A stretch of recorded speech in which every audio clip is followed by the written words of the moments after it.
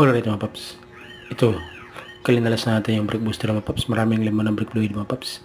Nangyari ito, nagpalit sila ng brake master mga paps. Kaso hindi sila nagpalit ng brake booster, kaya may tigas yung preno mga paps. Yan, kaya may laman na brake fluid yung booster kasi yung luma nila nasira.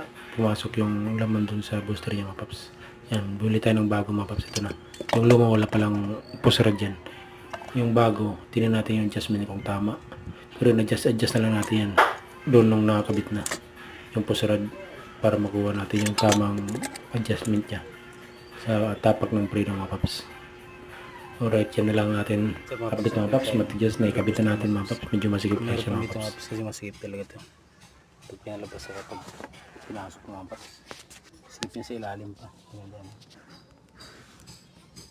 Bago kabit pa natin ito master. Sama ko ito. Bago na yan mga paps.